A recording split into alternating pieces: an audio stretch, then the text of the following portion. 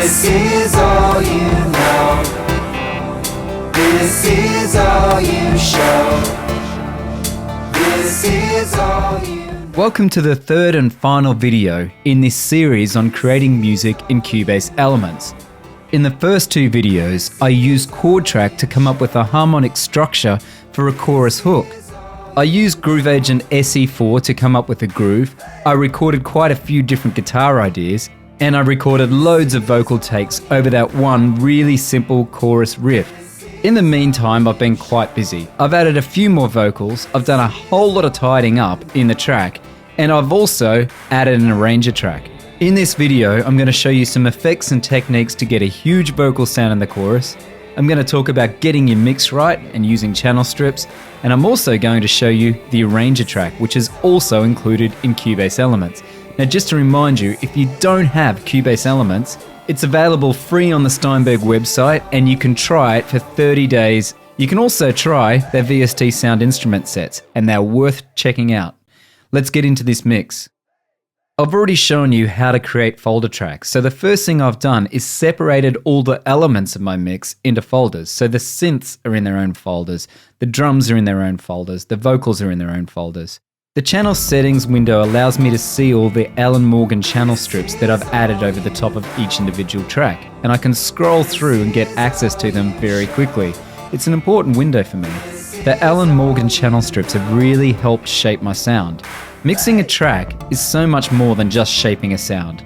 If you look at my synth folder, you'll see that I've got in and I've taken large chunks out of various tracks. Now this helps to create a sense of space and leave more room for other tracks, but it also helps add impact to the sound when it comes in. And you can see that my bass and my synth lead part don't even come in until later on in the track. Part of the creative process is trying everything, and at the start of the second video, I imported a loop from the media bay. I'm glad I did, because now you know how to do it, but at the same time, the loop just wasn't right for this track. It had too much movement, so I've got rid of that. In the second video, I just looped the guitar recording over and over again and recorded lots of different parts. Well, I've gone through those parts, and I've put them on two separate tracks, and I've also panned one to the left and one to the right. I've also left them out until later on in the track, so they have more emphasis when they come in. Let's move over to the mix console.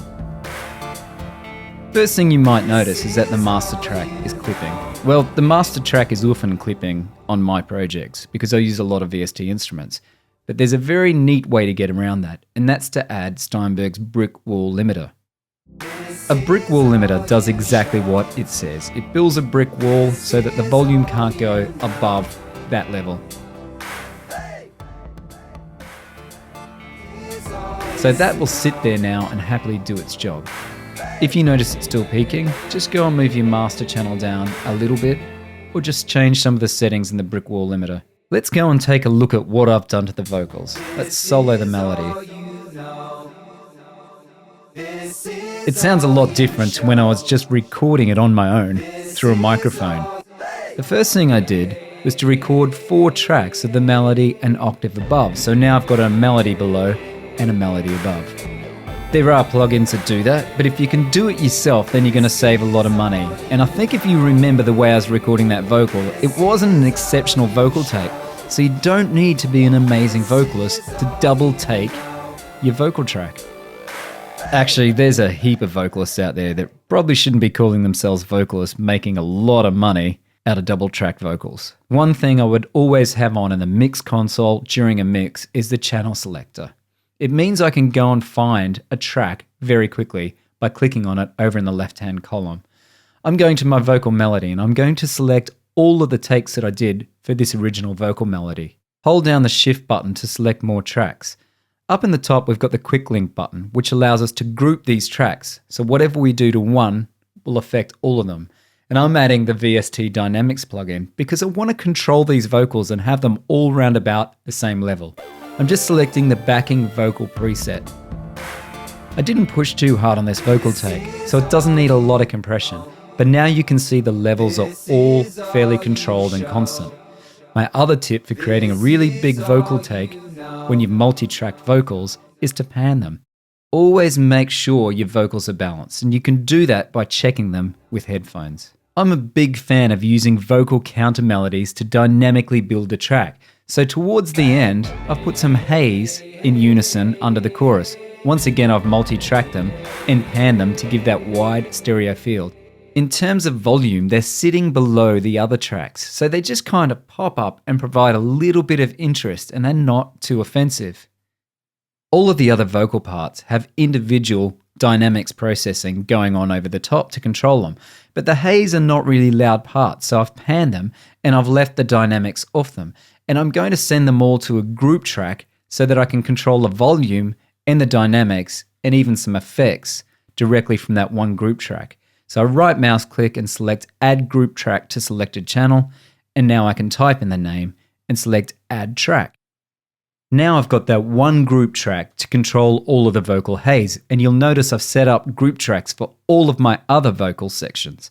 I'm right mouse clicking and selecting Add Effects Channel to the vocal haze, and now I've got to send directly from that group channel to a new effects channel.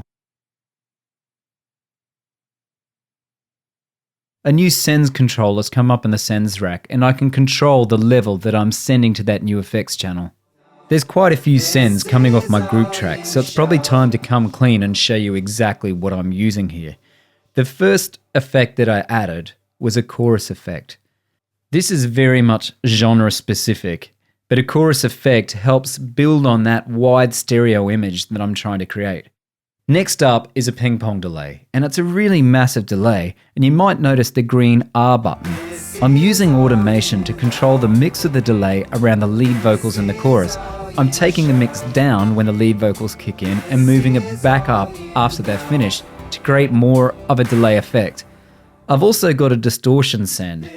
I find distortion just helps backing vocals poke through a mix a little bit.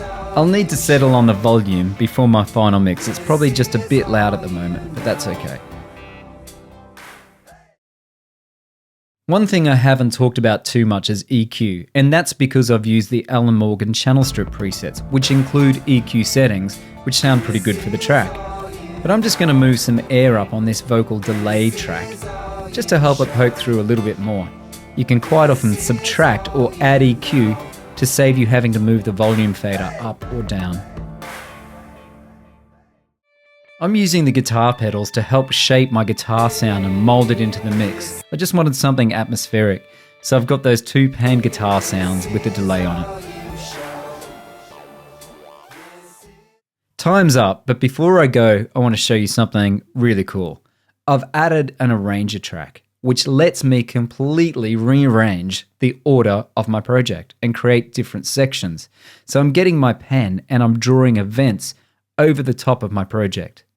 As I add the events, they show up over on the left-hand side in the arranger chain, and now I can completely remodel the order just by skipping through individual events. I can control when I'm going to change from event to event. So at the moment, it's one bar. So I click on A and A will play. Now if I go over to another section, it will wait till the next bar before it changes to that other section. Pretty cool, huh? It gets better. Open up the Arranger editor by clicking on the E button, and now you can drag and drop these sections over to the left-hand side, which basically will play the sections sequentially in whatever order we choose. At the moment, the arranger chain is just jumping all over the project to access these different events, but if you find an order you like, you can select Flatten to completely rewrite the events in the order of your arranger chain. That should keep anyone remixing or wanting to use Cubase Elements for live performance reasonably happy for a little while. It's been great sharing these videos with you. I hope you've enjoyed them. Enjoy Cubase Elements. It's one phenomenal software application, and I've really been surprised myself at what I can achieve in a small amount of time with basically some free software. Well, at least for 30 days. Check it out and enjoy making music and being creative.